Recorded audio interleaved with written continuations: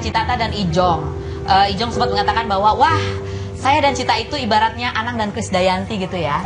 Bisa jadi. Bisa jadi. Kok bisa menyebut seperti itu? Kenapa sih emang kalian suka nyanyi? Kamu main gitar, dia nyanyi gitu. Dari umur berapa kamu ketemu Cita? Umur 25. Kamu umur 25, Cita umur berapa? Umur 18. Umur 18, itu bertemu pacaran. Kalian pacaran? Iya. Sejauh apa sih sebetulnya hubungan kalian berdua sebelum memutuskan untuk menikah? Sejauh mana ya? Kita tuh emang deket banget gitu. Dari dulu gitu udah deket banget. Kemana-mana emang sering bareng gitu kan. Jadi pacarannya berapa lama itu? Kurang dari 1 tahun. Kurang dari 1 tahun. Kemudian menikah juga di usia itu, gitu ya.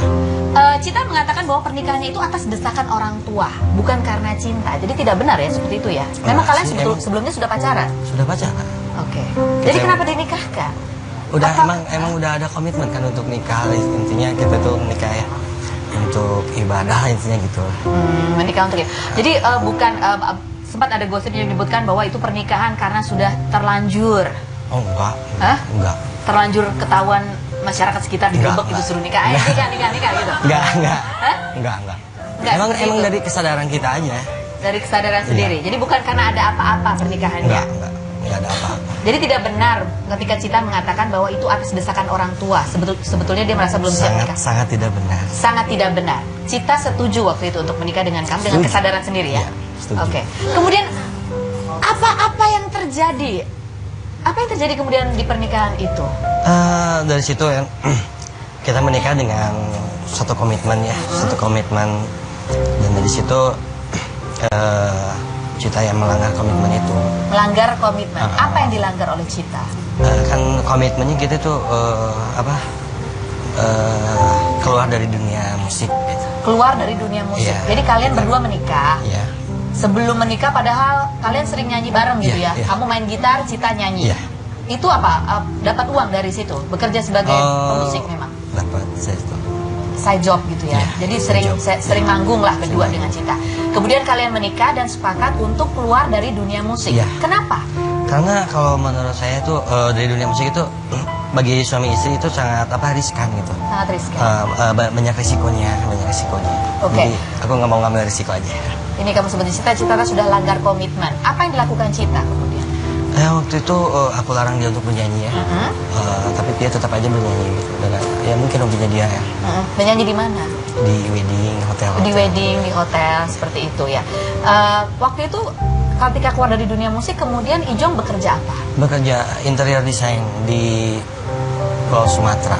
Oh, kamu sebagai interior designer? Ya. Apa dengan berkaitan dengan korden? Ya, gorden, tralis, kayak gipsum, kayak gitu. Gorden, tralis, gipsum, seperti itu. Bisnisnya ketika menikah. Jadi istilahnya kamu mampu menafkahi rumah tangga. Oke. Kemudian Cita-Cita pada saat menikah dengan kamu masih tetap menyanyi seperti itu. Itu yang memicu pertengkaran kalian? Iya. Itu yang memicu pertengkaran kalian. Kemudian apakah betul bahwa Ijong kemudian meninggalkan rumah pergi itu selama 2 tahun? Sebelumnya kan aku tuh udah bilang ya ke dia ya, udah komitmen juga saya mau pergi kan. Iya. Saya mau pergi ke Pulau Sumatera sana untuk mencari nafkah gitu kan.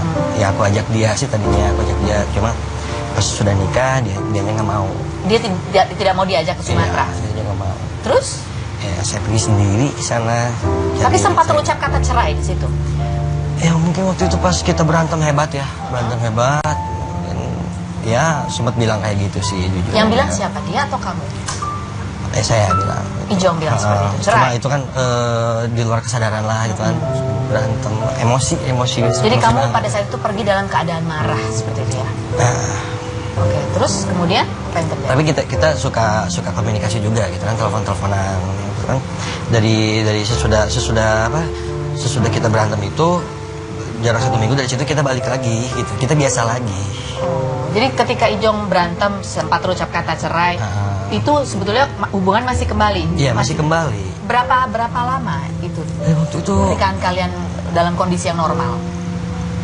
Ya, 1 bulanan. 1 bulan.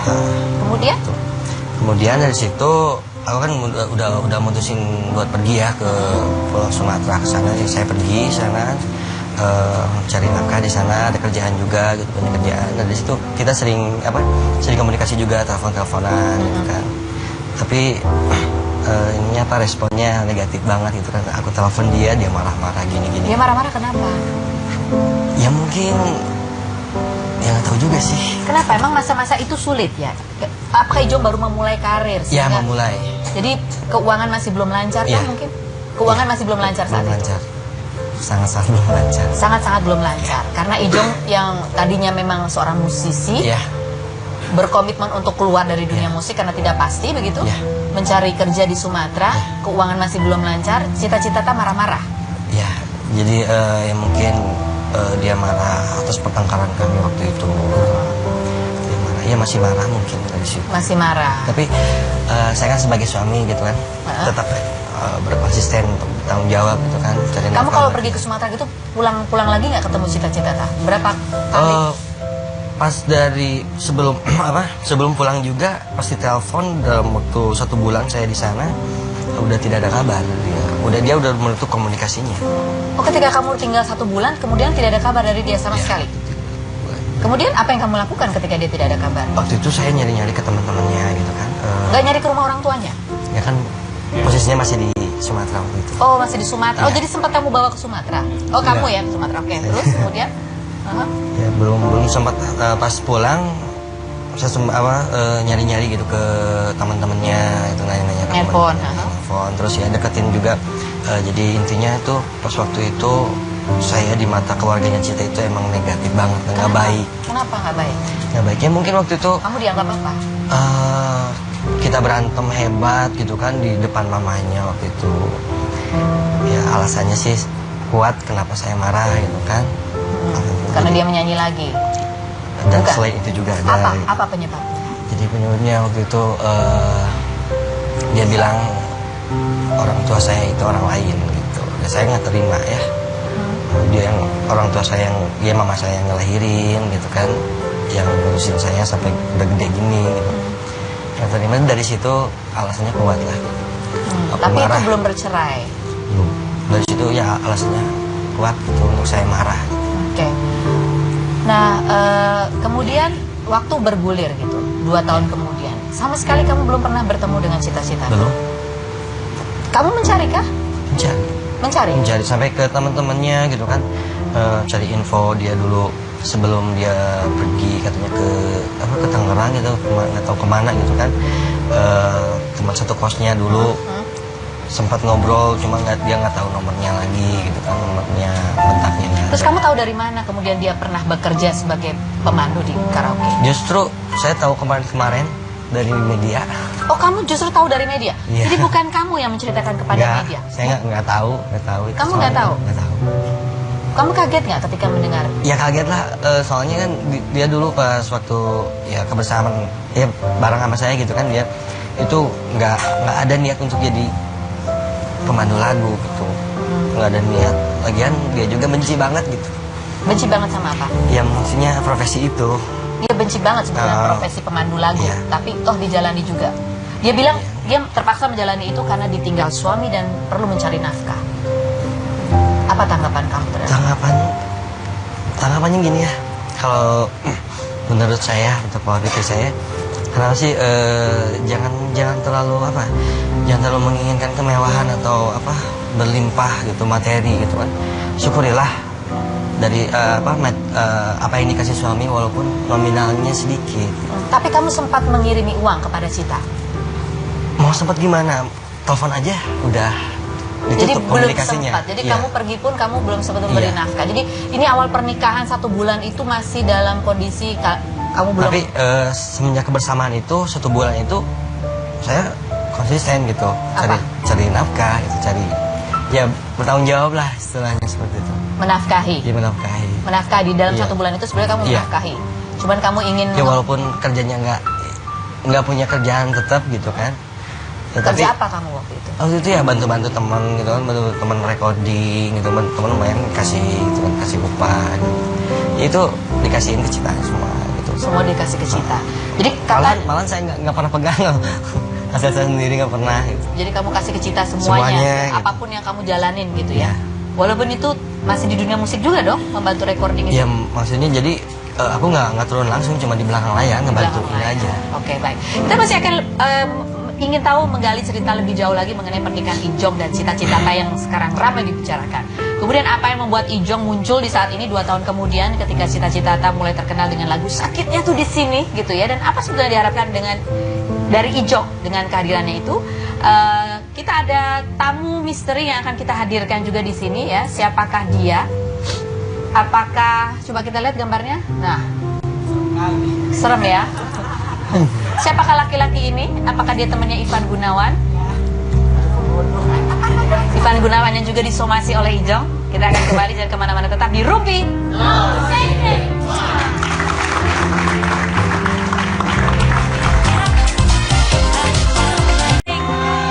Kita kembali lagi bersama saya Kak Rose di Rumpi. Wah, kita akan mencoba menguak ada apa sih rahasia di balik kisruh keributan rumah tangga ya sebetulnya antara Ijong dan Cita Citata. Tadi Ijong sudah cerita sedikit bagaimana sih latar belakang pernikahannya yang disebut-sebut Ijong itu meninggalkan rumah itu ternyata betul memang tapi untuk bekerja, dan justru yang meninggalkan itu kalau dari versi Ijong adalah Cita. Buktinya adalah? Buktinya dia pergi dari Bandung kan. Pergi dari Bandung. Kan kita tinggal di Bandung. Kamu masih di Bandung? Iya. Di Sumatera apa kabar? Sumatera kan waktu itu cuma 2 bulan di sana. Oh 2 bulan. 2 bulan kan untuk mencari nafkah, terus balik lagi ke Bandung dan sampai sekarang. Istrinya udah nggak ada gitu ya. Nah. Oke. Nah, kamu sudah mengajukan gugatan cerai tanggal 24 Desember kemarin. Kira-kira Cita akan datang nggak di sidang perdananya? Menurut kamu gimana? Sih. Hah? Ya kalau dia apa namanya? Feeling kamu dia datang nggak? Feeling. Kayaknya enggak. Kayaknya nggak datang. Oke. Seperti apa kita lihat dulu statement dari Cita Citata berikut ini. Apakah dia akan datang ke sidang perceraian? Lagi nunggu Oke, jadi secara tersirat Cita mengatakan bahwa dia sudah punya jadwal pekerjaan gitu ya. Karena memang setahu kita juga ingin mengundang Cita Citata, tapi kalau mau mengundang Cita Citata itu jadwalnya harus sebulan sebelumnya, begitu ya? Karena jadwalnya padat sekali. Jadi nanti kita juga akan datangkan Cita Citata sebulan dari sekarang. Oke. Ini berkaitan dengan Ivan Gunawan gitu. Kalau Ijong mengatakan apa sih alasannya Ijong baru muncul setelah 2 tahun kemudian gitu ya. Baru muncul sekarang mengklaim bahwa itu istrinya. Alasannya yang muncul di media adalah bahwa Ijong merasa tersinggung karena Cita mengatakan dia masih single dan siap menikah gitu ya. Siap menikah umur 25 katanya. Siap menikah umur 25, padahal 18 tahun sudah menikah. Ya. Buat kamu itu masalah ya pengakuan dia itu? Ya jelas lah masalah. Kenapa? Jelas kan, istilahnya kan kita sudah menikah. Dengan statementnya dia belum pernah menikah dan ya single istilahnya, otomatis kan yang namanya pernikahan itu bukan rahasia kan. Itu diketahui banyak orang gitu kan. Otomatis orang lain itu ngelihat saya gitu kan. Agak gimana gitu sih. Saya juga ngerasa nggak dihargai lah sebagai seorang suami. Kamu nggak merasa dihargai? Apakah kamu juga merasa dipermalukan seperti itu? Bisa dibilang seperti itu. Bisa dibilang seperti itu ya? Karena kamu dianggap tidak ada. Iya, dianggap tidak ada. Dianggap tidak ada. Itu yang memunculkan kamu. Saya manusia bukan hantu. Kamu manusia? Iya, bukan hantu. Bukan hantu. Sakitkah rasanya? Iya, sakitnya di mana-mana. Sakitnya di mana-mana. Dan ketika kamu lihat kemudian Cita Citata saat ini sedang didekati Ivan Gunawan, ya. Apa yang kamu rasakan sehingga kamu memutuskan untuk mensomasi Ivan Gunawan? Ya, aku rasain ya. Aku ngerasa ini aja. Gimana sih perasaan Ivan gitu? Kan dia deketin sama Cita, sedangkan Ivan sendiri tahu kan Cita istri saya gitu kan. Terus perasaan saya nggak enak aja gitu. Nggak enak. Tapi 2 tahun kamu tidak pernah bertemu dengan Cita gitu. Ya. Kamu tidak pernah berpikir bahwa itu sudah menjadi resiko Cita akan didekati oleh laki-laki lain gitu? Ya, saya berpikir begitu juga gitu kan. Tapi ini kan masalahnya dia mau ngumbar-ngumbar di publik gitu kan, di media. Jadi istilahnya kayak tidak menghargai aku banget gitu. Ya, ini kita bisa lihat foto-foto kemesraan ya yang memang ada sering diupload gitu di Instagram, bahkan di ulang tahun kemarin gitu ya. Itu juga hadir seperti itu. Nih ada fotonya. Ini kalau Ijong lihat foto ini gitu. Nah,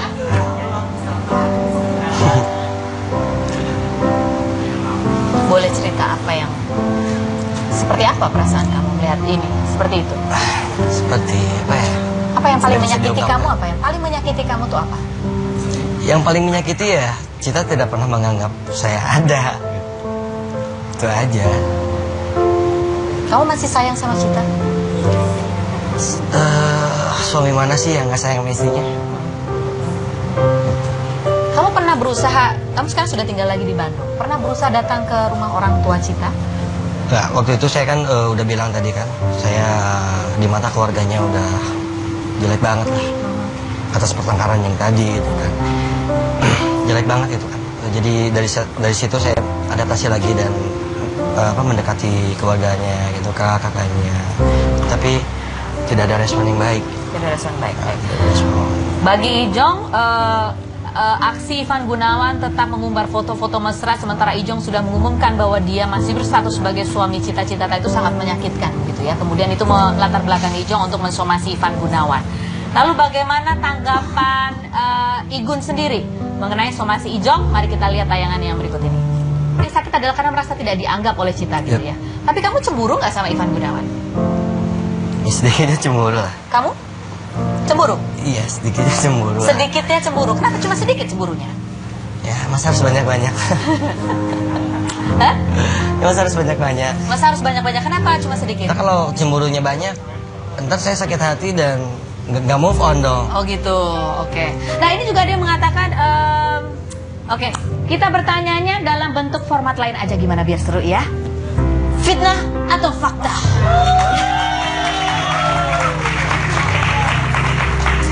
Silakan Ijong duduk di kursi. Oke. Ini bisa dipendekin nggak sih kursinya? Buat saya aja tinggi banget ini. Mas. Tinggi banget ini kayak naik tangga. Please, turunin. Udah nggak apa-apa, turun aja. Kenapa sih Didi ganteng ya? Oke, baiklah. Siapa namanya? Tolong di Twitternya di follow ya. Oke, baik. Ijong, Yuk. Gali Purnama, fitnah atau fakta bahwa kamu dibully tetangga gara-gara Cita-Cita tak mengaku masih single dan siap menikah di usia 25 tahun? Fakta. Fakta, kamu dibully tetangga. Apa yang dilakukan oleh tetangga kamu? Ya banyak yang bilang gitu kan, kasihan deh lo setengah dianggap gitu. Oh, kamu dikata-katain gitu sama tetangga? Yoi, sama teman-teman juga. Gitu ya? Itu yang membuat kamu lebih sakit hati lagi ya? Iyalah, nggak dianggap sama sekali. Oh, jadi semua ini gara-gara tetangganya. Dasar tetangga bisa. Sama kerabat-kerabat yang lain. Sama kerabat-kerabat yang lain. Kerabat-kerabat. sama teman-teman. Orang tua kamu bagaimana? Orang kalau mama sih no comment aja sih, cuma nggak tahu isi hatinya kayak gimana. Isi hatinya seperti apa? Pasti sedih juga ya. Oke, fitnah atau fakta? Ijong, kamu sesungguhnya juga adalah seorang penyuka sesama jenis. Fitnah atau fakta? Fitnah. Fitnah. Fitnah. Apa buktinya? Buktinya Nah, tanya aja sama Cita. buktinya tanya aja sama Cita gitu ya. Coba kamu bisa buktikan lebih spesifik lagi. Apa ya? Bisa dibuktiin sih lebih spesifik. Ntar aja lah udah bisa cara ini bisa. Bisa cara ini ya, bahwa kamu sebenarnya penyuka wanita. Penyuka wanita lah. Bukan Pecinta wanita. Pencinta wanita. Gak pernah ada perasaan apa gitu kalau lihat dia? Enggak ada perasaan apa-apa. Fitnah atau fakta? Gali Purnama bahwa kamu muncul saat ini mensomasi dan mengakui pernikahanmu dengan Cita-Cita untuk mendompleng popularitas Cita-Cita yang sedang menikah. Fitnah. Fitnah ya? Fitnah. Fitnah. Fitnah. Apa aja deh? Fitnah ya? Tidak Fitnah benar? aja deh. Tidak benar? Enggak benar. Kamu benar, kamu sedang ingin meluncurkan single saat ini? Sedang dalam proses membuat single? Enggak, emang udah dari dulu. Udah dari dulu? Iya, emang dari 5 bulan ke belakang lah. Aku udah recording track itu lagu, udah bikin lagu juga. Oh, lagu apa? Dangdut? Enggak, pop alternatif. Oke. Pop relatif. Pop relatif. Alternatif. Alternatif ya, Pop. relatif Pop. ya. Alternatif kayak penyembuhan. Baik. Fitnah atau fakta? Bahwa kamu adalah suami yang tidak bertanggung jawab. Fitnah, kamu Ya. bertanggung jawab. Sangat-sangat bertanggung jawab. Bahkan sebelum jadi suami pun saya bertanggung jawab penuh dengan dia. Tunggu, sebelum menjadi suami kamu bertanggung jawab terhadap dia. Apa maksudnya? Ya maksudnya bertanggung jawab ya. Jadi rasa sayang saya ke Cita gitu kan. Bertanggung jawab tuh gimana sih maksudnya? Dia bertanggung jawab kalau dia ada apa-apa ya saya jagain gitu kan. Kamu kasih duit ya? Saking sayangnya. Waktu jadi pacar kamu kasih duit? Kadang-kadang. Kadang-kadang. Kalau ada. Ketika dia minta dinikahi, kamu menikahinya. Iya. Benarkah bahwa dia hamil sama kamu sebelum menikah? Fitnah atau fakta? Fitnah. Eh? Itu fitnah. Itu fitnah. Jadi kalian menikah karena cinta bukan karena kecelakaan? Ya, karena cinta dan kasih sayang. Oh, saya pikir karena cinta dan kecelakaan. Bukan. Cinta dan kasih sayang. Kasih sayang. Bukan karena hamil duluan. Bukan. Bukan. Bukan. Kalau hamil duluan, anaknya mana? Nggak ada. Iya sih. Kalau ada anaknya mana? Benar sih, benar. Eh, benar. Iya. Baiklah, tepuk tangan dulu dong buat Ijong.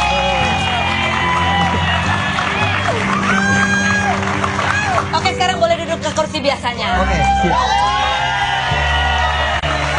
Tangan dulu buat FB saya sih. Cepet banget ya. Prince.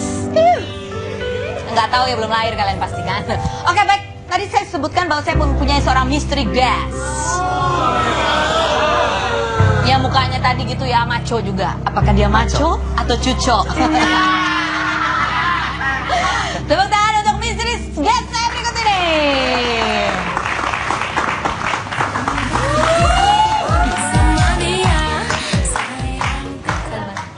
Silakan duduk, Mas. Bingung?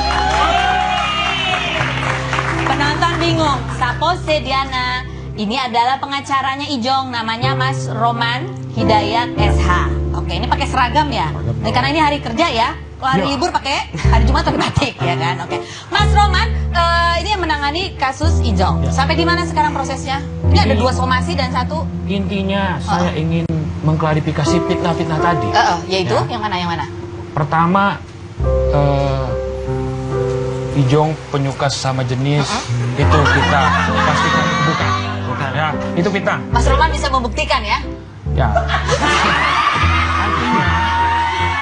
Artinya, karena mereka punya surat kawin dong. Oh, karena mereka punya surat nikah. kawin. Surat nikahnya Surat ada. nikahnya Oke. ada. Jadi kita mau ngomong dia penyuka sesama jenis, dari mana buktinya? Kita Mas, punya buktinya. kalau dari secara hukum nih, ini kan pernah menikah memang. Kemudian 2 tahun itu nggak pernah ketemu, nggak pernah ada kejelasan. Itu Ya. secara hukum sebenarnya bagaimana sih, Mas?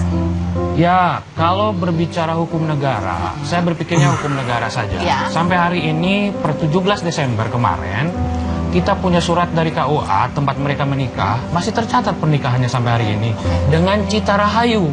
Cita Rahayu. Ya, bukan itu. Klien kita itu tidak kenal Cita-Cita. Oh, jadi Cita Rahayu ini Cita yang Rahayu disomasi ya? namanya. Oke, boleh ditunjukkan surat nikahnya, Ya. Mas Jadi, Roman? kalau surat nikah, itu Cita Rahayu yang pegang dua-duanya. Oh, dua-duanya dia Dua-duanya. pegang? Oh, jadi ini apa, Nggak tahu. surat keterangan? Ini ada surat keterangan dari KUA Bojong Lokaler, Oke. tempat mereka menikah. Nah, ini kalau seperti kasusnya Ijong ini kan, kalau setahu saya, kalau memang dalam jangka waktu berapa tahun gitu, suami tidak menafkahi istri, tidak pernah ada menafkah lahir batin gitu ya, kemudian secara otomatis pernikahannya boleh digugurkan, seperti itu bukan? Atau bagaimana? Dia tidak serta-merta Serta-merta. demikian, karena ada proses hukum. Karena mereka menikah, tercatat di KUA, kemudian mereka juga diakui pernikahannya oleh negara, otomatis perceraiannya pun harus melalui proses yang sama. Oke, jadi Tidak bisa lantas kemudian ini sudah jatuh talak, ya kan? secara sepihak Tidak gitu. sesederhana itu, Oke. ada Jadi- prosesnya. Jadi nggak bisa orang kemudian mengaku single sementara sebetulnya ada pernikahan yang tercatat oleh negara gitu. Boleh ditunjukin lagi, Mas, suratnya, Mas? Ini Ke nih. kamera sebelah sana supaya Ini orang nih. semua melihat ya. Ya kan?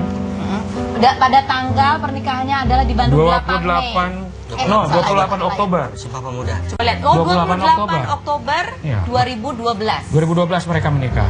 Oke, Galih menikahi wanita bernama Cita Rahayu. oke, Cita Rahayu. Ya. Jadi inti somasinya apa sebetulnya? Ini yang kita luruskan. Awalnya, yang namanya Galih itu tidak pernah muncul ke media, tiba-tiba dia mengaku suaminya Cita-Cita, tidak. Tidak. Jadi Dia muncul ketika ada pemberitaan di media yang menyatakan Cita-Cita itu single dan akan menikah di usia di 25. usia 25 tahun. Kemudian ada media yang mencari-cari ke rumah dia. Oh gitu. Ada Gitu. media yang mencari kamu. Ya, mengkonfirmasi berita itu awalnya. Jadi bukan dia tiba-tiba, "Hai media, mari kemari, saya mau mengaku gitu nggak gitu ya? Jadi media datang. Jadi ada yang ke rumah gitu kan waktu itu. Medianya apa? Infotainment atau berita online? Ya, infotainment ya. Infotainment. Infotainment. Tempat saya dulu bekerja atau tempat saya dulu nggak bekerja? Kita nggak sadar tanya ke mama kan, ke keluarga gitu kan. Hah? Tanya-tanya gitu, nggak sadar ada kamera gitu di bawah. Oh, ada kamera di bawah, dinyalakan, tersembunyi, gitu. tapi kamu tidak dikasih tahu bahwa itu direkam. Enggak. Kamu nggak mau mensomasi itu infotainmentnya? Komporan. Kompor ini. Kompor ya. Saya tanya Pak, kan benar kan itu melanggar? Sepintas memang awalnya ini masalah tidak serumit ini, ya kan? Kalau seandainya Cita Rahayu waktu itu dengan bijak mengakui bahwa sampai saat ini kami masih menikah dan berpisah ranjang atau ya intinya berpisah, itu Ijong tidak akan muncul. Tidak akan seperti itu karena Tidak. memang kemudian dicari-cari oleh wartawan Itu. yang ingin mengklarifikasi betul apa dia masih single. Jadi dengan wawancara yang Ijong sendiri juga tidak sadar seperti itu ya. Oke ya. Siapakah wartawan itu? Oh salah, bukan itu. Siapakah yang punya infotainment itu? Bukan itu juga pertanyaannya. Oke. Saya punya pedangdut yang hadir sebagai tamu berikut ini. Apakah Cita Rahayu atau Rahayu yang lain? Coba kita lihat Cita yang gambarnya. Oh, coba lihat bibirnya, coba lihat bibir itu. Itu bibir Cita bukan? Bukan. Ih, apal banget kayak bibir Ya, Cita. jelas apa. Bibir Cita kayak apa sih? Kayak hati gitu itunya. Oh, kangen gak sih sama bibir Cita? Iya. Jangan kemana-mana, tetap di Rufi.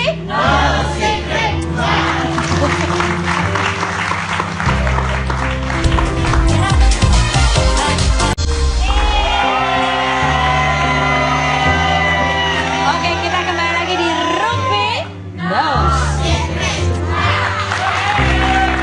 Ada Ijong di sini, suami Cita Rahayu ya alias Cita Citata, dan juga Mas Rohman ini adalah kuasa hukumnya. Kita mau tanya Mas Rohman, ini mengenai somasi kepada Ivan Gunawan, sebetulnya apa sih sebetulnya yang diharapkan kepada Ivan Gunawan? Ketika muncul permasalahan ini di awal, kita mensomasi semua pihak, tidak hanya Ivan Gunawan mungkin ya. Tapi Ya tetapi siapapun lelakinya yang tiba-tiba mengumbar kemesraan dengan dia, ketika sudah diketahui atau patut diduga sudah diketahui karena kita sudah memperlihatkan ini ada surat, bukti nikahnya.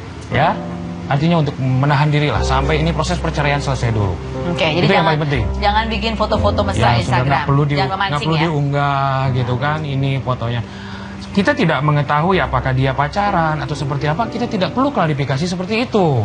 Oke. Masalahnya Cita Rahayu masih terikat sebagai istri orang lain, ya kan? Oke, Apakah baik. layak atau tidak layaknya silakan. Ya, masyarakat Indonesia juga bisa menilai. Oke. Ini masih terikat satu pernikahan, kemudian si perempuan itu bersama laki-laki lain berfoto diunggah ke media sosial. Oke, baik. Ini permasalahan. Nah, saya lihat di media juga bahwa di dalam sidang perceraian nanti yang sudah didaftarkan Ya. tanggal 24 Desember ini bahwa Ijong akan membuka rahasia Cita-Citata, membuka aib gitu. Apa sih sebetulnya yang mau dibuka di persidangan kalau boleh tahu? Saya pikir berbicara aib mungkin Cita Rahayu lebih paham. Ya, jauh sebelum mereka menikah itu beberapa bulan mereka bertemu ya, kemudian menikah, tentunya itu bukan tanpa paksaan. Kalau dipaksa pernikahannya tentunya ini mereka tidak akan pacaran dulu. Mereka Iya. pacaran dulu kemudian menikah. Nah, kalaupun berbicara aib, saya sampai hari ini aib mana kita tidak tahu. Ya, yang jelas saya sarankan jangan dibuka. Kalau memang itu bagaimanapun juga sampai hari ini Cita Rahayu masih terikat pernikahan. Jadi tidak dibuka Ya. di sini, tapi di persidangan. gitu. Kalau memang ada aib yang dijadikan alasan untuk kalian pada akhirnya bercerai, sampaikan di majelis. Tidak terbuka untuk umum karena bagaimanapun juga itu adalah aib kalian. Saya sarankan seperti itu. Oke, Ijong, kalau misalnya ada Cita-Citata di depan kamu sekarang ini, saya undang gitu ya. Apa yang mau kamu katakan kepada Cita? Oke, lihat di kamera. Saya yakin Cita-Citata Katakan ya. nonton. Nih, Sampai bertemu aja di persidangan. kalau dia nggak mau datang ke persidangan, anggap aja itu Cita. Kalau mau datang, gimana ya? Apa yang Kita dari datangin hati, aja. ketika kamu bertemu, kamu tuh ingin ngomong apa sih sama Cita? Oh, dari dulu nih pengen ngomong ini, apa ya? Jika emang misalkan jika emang kita ditakdir untuk berpisah sekarang, gitu kan? Emang kedepannya Cita mempunyai laki-laki idamannya, gitu kan? saya minta kamu belajarlah dari masa lalu kamu. Belajarlah dari masa lalu Iya, kamu. belajar. Yaitu? Yaitu lebih menghargai lagi seorang suami. Lebih menghargai suami. Jadi Ijong merasa saat ini tidak dihargai gitu ya oleh Cita-Citata. Tadi kamu menyebut ada kekecewaan kamu mengenai dia sekarang sudah menjadi penyanyi dangdut, berbalut dengan image dan citra. Apa yang kamu rasakan? Rasain apa ya? Ya mungkin dia itu terlalu menjaga image ya. Dan sampai dia tidak bisa menjaga perasaan orang lain itu aja. Oke. Jadi dia terlalu menjaga image sampai lupa menjaga perasaan Ya. orang lain. Gitu. Baik. Nah, bagaimana dengan pedangdut kita yang kalau pedangdut yang seperti ini, yang berikut ini, yang bibirnya bukan berbentuk hati ini, seperti apa? Tepuk tangan untuk bidang sama saya berikutnya.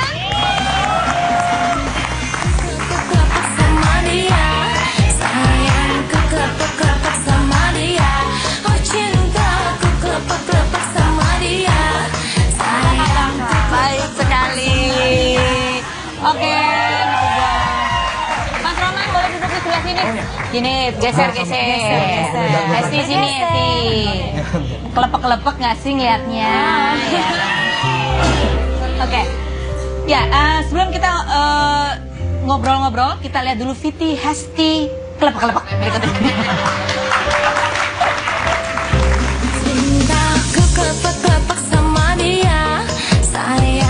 Single apa sudah menikah? Enggak, masih single. Masih single ya. Siap menikah umur berapa? 25. Tergantung jodoh sih. Tergantung jodoh. Bener ya, nggak kan tiba-tiba ada laki-laki, hai ternyata kamu sudah menikah. Oh tidak. Oh tidak, gitu ya. Oke. Sih tadi kita dengar cerita bahwa kamu mulai membiayai sendiri gitu hidupnya, tidak bisa melanjutkan sekolah. Iya. Saudaranya ada 6 ya, kamu semua bertujuh. 7, ada anak angkat juga 1, jadi 8. Oh jadi 8. Belum keponakan 1, tinggal sama mama juga, jadi 9 lah ya. 9. Bagaimana sih kamu bisa ceritakan kamu ketika kecil itu seperti apa? Suasana dengan ada begitu banyak anggota keluarga, ayah juga bekerjanya sampai 2 pekerjaan sekaligus untuk dijalani. Iya. Waktu itu emang Hesti lah masih kecil ya, masih SMP sering banget nyanyi kan. Sering banget nyanyi tapi nggak tahu kalau bapak tuh Hesti tuh bisa nyanyi gitu. Yang tahu itu kakak doang kan. Di situ Hesti mulai ikutan lomba-lomba di antar sekolah gitulah. Nyanyi pop waktu itu, nyanyi pop juara ketiga. Nah disitulah di bapak dikembangin, katanya udah kamu jadi penyanyi dangdut aja, ikut Teteh. Oh ya udah, kata bapak, ya udah jadi penyanyi dangdut, ikut Teteh nih jadi penyanyi dangdut. Dari situ sampai putus sekolah itu gara-gara nggak kebayar sekolah ya. Nggak kebayar sekolah? Iya, soalnya di situ kan mama nyekolahin anaknya 7 orang. 7 orang, nah Hesti anak pertengahan. Anak pertengahan yang Hesti juga terhitung Hesti biaya sendiri lah ya, dari kelas 1 SMA sampai kelas 2 SMA itu Hesti biaya sendiri. Itu hasilnya dari nyanyi dari panggung ke panggung gitu. Jadi kamu dari SMA bahkan sudah membiayai sekolah sendiri gitu. Tapi akhirnya toh tidak bisa dilanjutkan karena tidak ada biaya. Boleh tahu ketika kamu menyanyi kamu dibayar berapa sih waktu itu? Waktu itu Hesti pernah dibayar cuman 50.000, kadang diutangin juga gitu. Jadi nggak dibayar gitu. Yang namanya Hesti kan hobi nyanyi juga, terus di situ juga pekerjaan Hesti cuma nyanyi gitu ya. Hasil uang nyanyi itu cuma buat bisa ngebiayain orang tua, maksudnya nggak dibiayain, Hesti ngebiayain adik-adik gitu. Jadi justru kamu yang biayain adik-adik? Ya adik-adik kan kalau misalkan mau sekolah, ada Hesti kan ada 3 anak ponakan 1, terus masih pada sekolah juga, itu jajan dari Hesti, kalau nggak dari kakak Hesti gitu, dibantu juga sama kakak juga penyanyi dangdut sama. Kamu sedih nggak sih kamu tidak bisa melanjutkan sekolah? Sedih banget. Sedih banget. Sedih banget waktu itu sebenarnya nggak mau putus sekolah ya, cuman nggak ada uang gitu buat beli buat per bulan itu, entahlah. Di situ Hesti kan harus ngebiayain adik-adik Hesti gitu. Sekarang Hesti sekolah aja nggak pernah dikasih uang jajan, nggak pernah dikasih uang jajan, sedangkan sekolah itu jauh dari rumah ke sekolahan, jauh banget gitu. Kamu naik apa ke sekolah? Hesti kadang kalau misalkan punya uang, Hesti naik ojek atau naik kereta kuda gitu, atau enggak pernah sekali-kalinya itu waktu itu Hesti dari rumah itu sekitar berapa kiloan lah, lumayan jauh banget. Hesti jalan kaki berangkat jam 5 subuh. Berangkat jam 5 subuh sampai sekolah. Jam berapa sampai sekolah? Sampai jam 7. Sampai jam 7 sekolah. 2 jam kamu jalan kaki. Jalan kaki saking nggak punya uang ya gitu kan.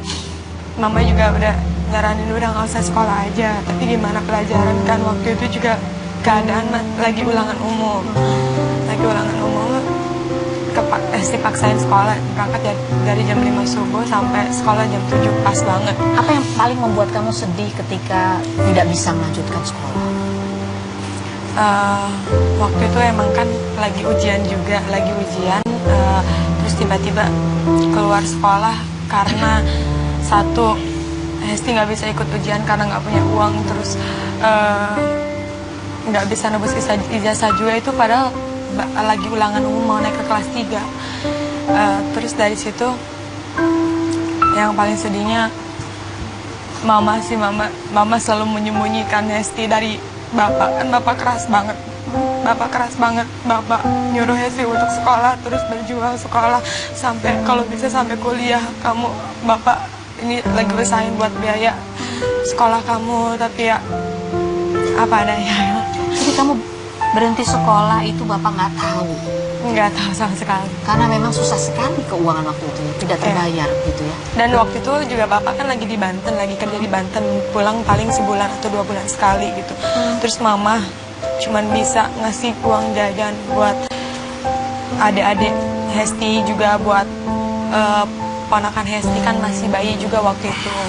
Jadi kamu nggak kebagian uang jajan gitu? Ada perasaan apa sih gitu? Kadang Hesti suka sedih gitu ya, kok begini banget gitu ya jadi Hesti gitu. Sekarang Hesti mau kuliah aja susah, sekolah aja nggak tamat gitu. Sekarang dari nyanyi juga tidak menutupi gitu, tidak menutupi dari nyanyi, cuman bisa buat beli susu ponakan, terus buat dan kadang-kadang tidak dibayar pula gitu ya. Nah kalau Hesti sih dari hasil nyanyi Hesti cuman megang paling 10.000 rupiah gitu buat sekolah aja gitu. Hesti nggak. Jadi semuanya kamu serahkan kepada mama. Yep. Di sekolah juga semuanya, kalau misalkan yang istirahat semuanya pada ke kantin, Hesti di kelas aja. Suka pada yang nanya kan. Terus kamu bilang apa? Paling Hesti lagi ngerjain tugas gitu kayak. Padahal nggak punya uang. Lapar dong. Banget. Dan ketika kamu menjadi seorang penyanyi dangdut gitu, kamu ngerasa nggak sih juga perasaan terhina ketika banyak laki-laki yang menganggap kamu bisa dibeli dengan uang?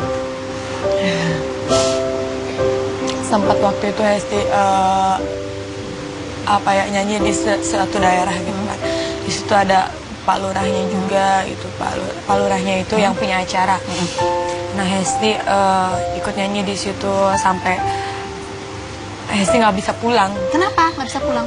Nggak boleh pulang sama Pak Lurahnya. Hah? Kenapa nggak bisa pulang? Nggak boleh pulang? Nggak boleh pulang, katanya udah kamu nginep di sini aja. Hesti sampai nangis kan mau pulang gitu, yang lain semuanya pada pulang, Hesti nggak bisa pulang di situ.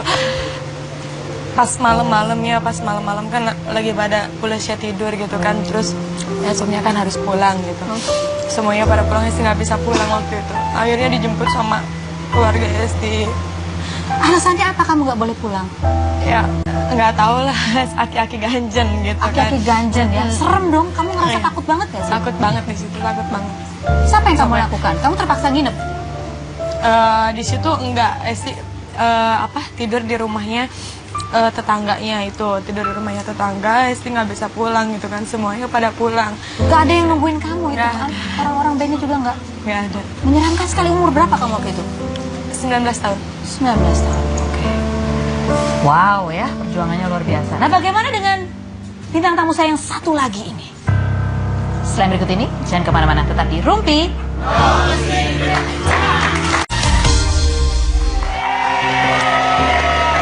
Oke, sudah bergabung bersama kita adalah Iva tanpa embel-embel trio macan. Oke. Ya, Iva kita undang di sini itu karena waktu ketika kita mengundang Vicky Prasetyo ya, Ibunda Vicky sempat menyebut bahwa hubungannya baik sama Iva.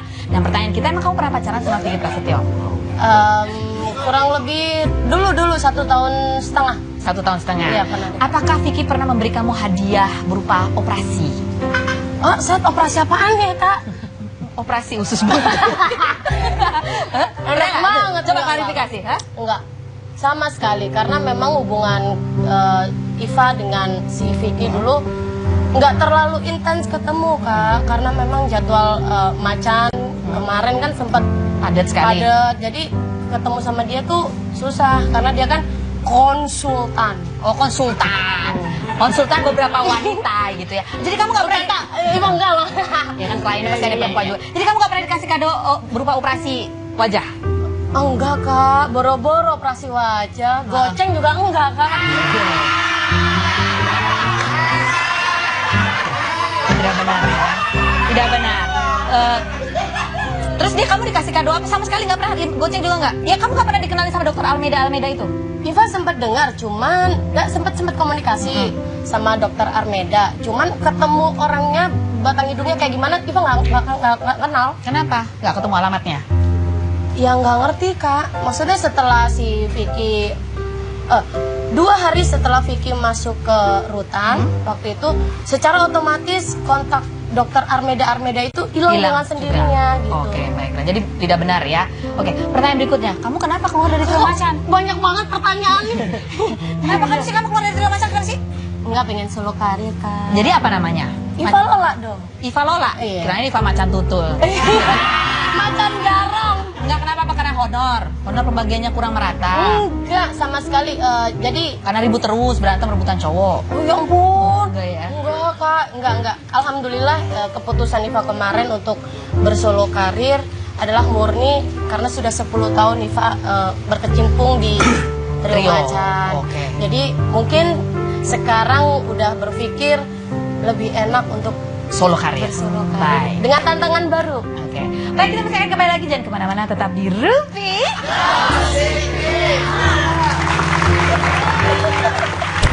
Jong mengenai cita-cita. Oke, 30 detik dari sekarang. Silakan, panggilan sayang cita-cita untuk kamu apa? Papa maco. Papa maco katanya. Cita-cita sukanya manjanya kayak gimana sih? Makanya kalau mau tidur tuh harus wajib dia bilang you are my everything. Oh, Gitu. kamu harus bilang you are my Iya, everything. baru. Cita-cita bisa masak nggak? Enggak. Siapa yang masak? Saya suka masak. Dia boros nggak? Kalau untuk keperluannya dia boros, tapi untuk keperluan suaminya enggak. Kenapa kamu dibilang papa maco? Jadi itulah salah satu buktinya Ijong itu bukan penyuka sesama jenis. Karena kalau menurut cita-cita papa maco katanya. Siapa yang mau kamu tantang untuk datang ke Rumpi? Cita Rahayu alias cita-cita tak. Cita Rahayu alias cita-cita ditantang Ijong untuk datang menjadi bintang tamu Rumpi No Secret.